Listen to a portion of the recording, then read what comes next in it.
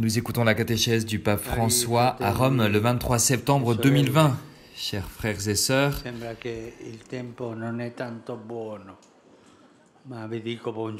on dirait qu'il ne fait pas très beau, mais je vous dis bonjour quand même. Pour ressortir meilleur d'une crise, comme cette crise actuelle, qui est une crise sanitaire et en même temps une crise sociale, politique et économique, chacun est appelé à prendre sa propre part de responsabilité, c'est-à-dire à partager les responsabilités. Il nous faut répondre non seulement en tant que personne individuelle, mais aussi à partir de notre groupe d'appartenance, du rôle que nous avons dans la société, de nos principes, et si nous sommes croyants, de la foi en Dieu. Souvent, pourtant, des personnes ne peuvent pas participer à la reconstruction du bien commun car elles sont marginalisées, elles sont exclues, elles sont ignorées. Certains groupes sociaux n'arrivent pas à contribuer car ils sont étouffés économiquement ou politiquement.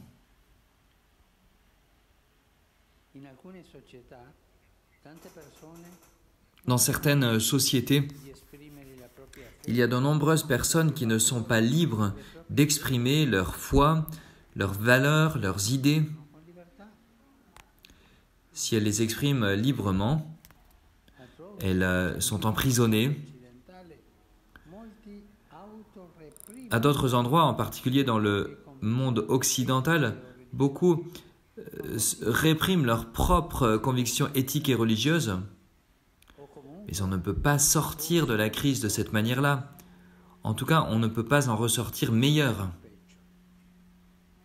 Nous en ressortirons pire. Pour que nous puissions tous participer aux soins et à la régénération de nos peuples, il est juste que chacun puisse compter sur les ressources adéquates pour le faire. Après la grande dépression économique de 1929, le pape Pie XI a expliqué qu'il était très important pour une vraie reconstruction de suivre le principe de subsidiarité. Ce principe a un double dynamisme, du haut vers le bas et du bas vers le haut. Peut-être nous ne comprenons pas bien ce que cela veut dire, mais c'est un principe social qui nous rend plus unis les uns aux autres. Je vais essayer de l'expliquer. D'un côté, et surtout dans des moments de changement, quand les individus, les familles, les petites associations ou les communautés locales ne sont pas capables de parvenir à leurs objectifs, alors il est juste qu'ils reçoivent de l'aide des niveaux plus hauts de la société, par exemple de l'État, pour leur fournir les ressources nécessaires pour aller de l'avant. Par exemple, pendant le confinement du coronavirus, il y a beaucoup de familles et d'activités économiques qui se sont retrouvées et qui sont encore en grande difficulté.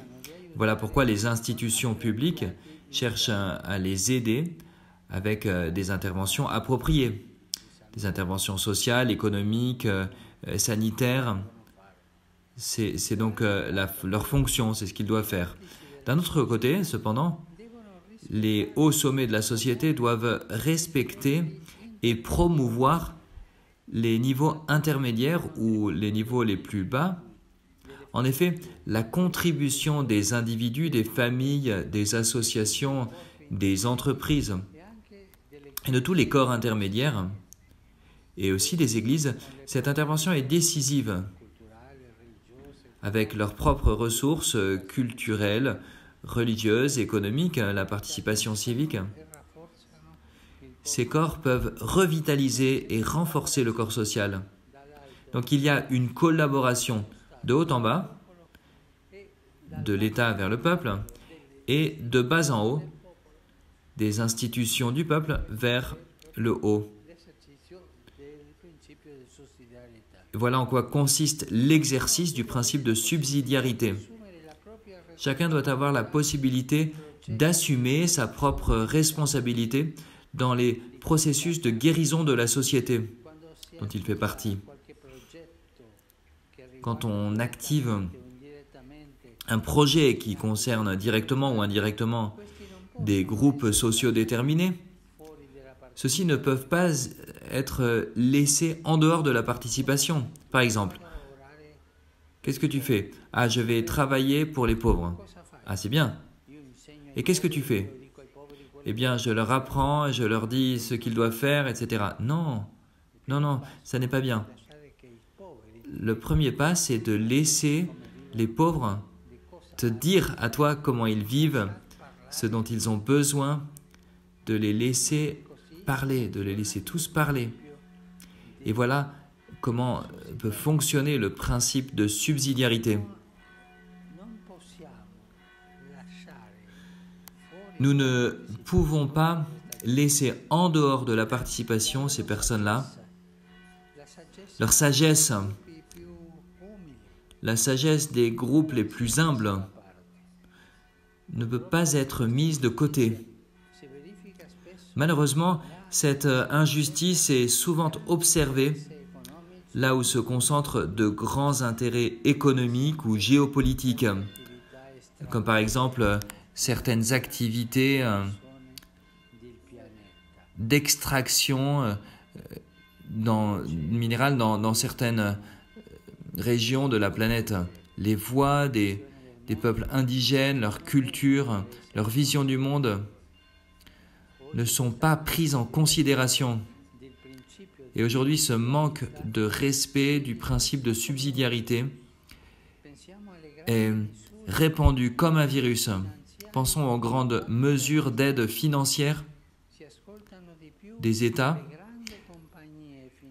On écoute plus les grandes sociétés de finances que les personnes ou ceux qui s'occupent de l'économie réelle. On écoute plus les multinationales que les mouvements sociaux.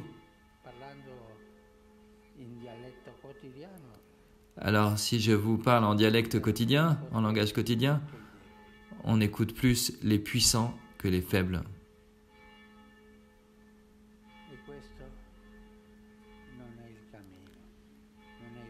Et ceci n'est pas le chemin, ce n'est pas le chemin humain, ce n'est pas le chemin que Jésus nous a enseigné. Ce n'est pas le principe de subsidiarité. Car de cette manière, on ne permet pas aux personnes d'être des protagonistes de leur propre relèvement. L'inconscient collectif de certains politiciens, disons-le ainsi, ou de certains travailleurs sociaux, il y a cette devise, tout pour le peuple, rien avec le peuple, de haut en bas, mais sans écouter la sagesse du peuple, sans faire agir cette sagesse dans la résolution des problèmes et dans ce cas-là dans la sortie de la crise. Pensons aussi à la manière de soigner le virus. On écoute plus les grandes sociétés pharmaceutiques que les soignants qui sont engagés en première ligne dans les hôpitaux, dans les camps de réfugiés. Ce n'est pas un bon chemin. Tous doivent être écoutés, tous. Ceux qui sont en haut, ceux qui sont en bas, tous. Pour sortir meilleur de cette crise, le principe de subsidiarité doit être exercé en respectant l'autonomie et la capacité d'initiative de tous, en particulier des derniers. Toutes les parties d'un corps sont nécessaires et comme le dit saint Paul, nous venons de l'entendre, les parties qui paraissent les plus faibles, les moins importantes, en réalité, sont les plus nécessaires. À la lumière de cette image, nous pouvons dire que le principe de subsidiarité permet à chacun d'assumer son propre rôle pour le soin et pour le destin de la société. Exercer le principe de subsidiarité donne de l'espérance. Cela donne de l'espérance en un futur plus sain, plus juste. Un futur que nous pouvons construire ensemble en aspirant aux choses plus grandes, en élargissant notre horizon. Ou bien ensemble, ou bien cela ne fonctionne pas.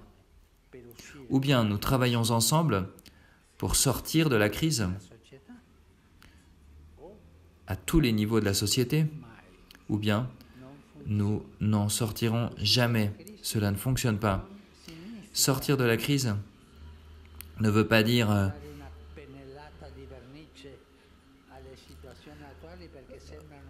remettre une couche de vernis aux situations actuelles pour qu'elles puissent avoir l'air un peu plus justes. Non.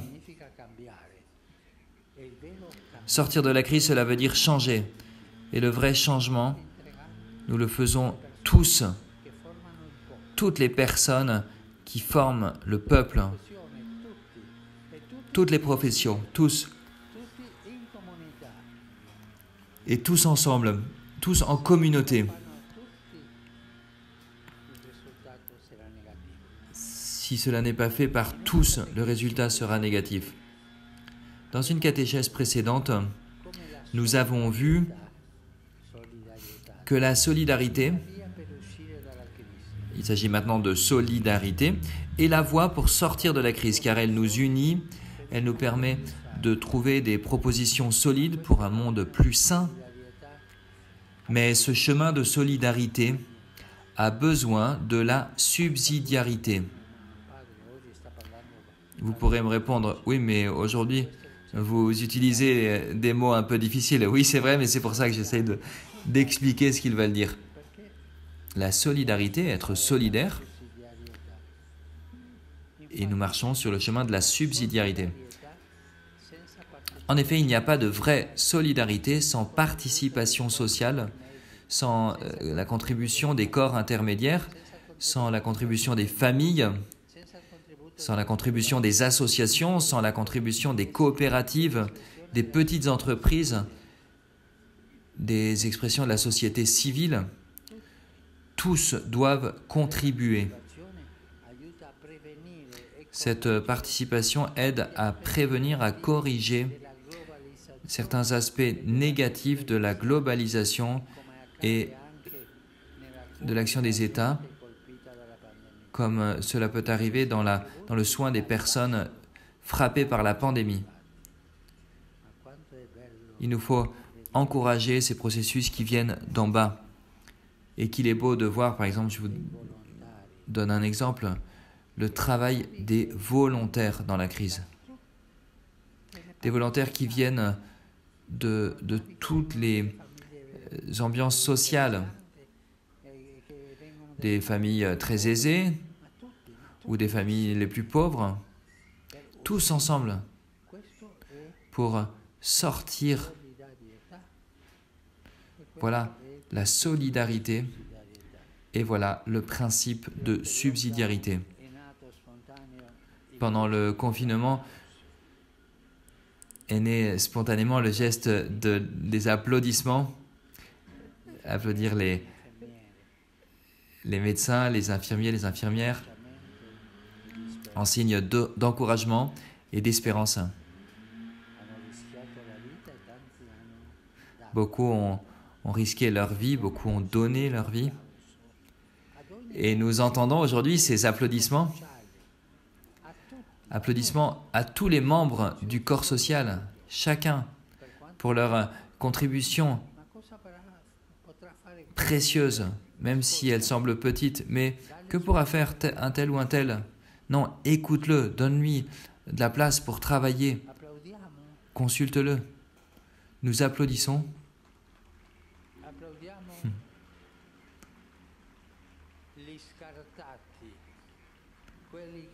Nous applaudissons les marginalisés,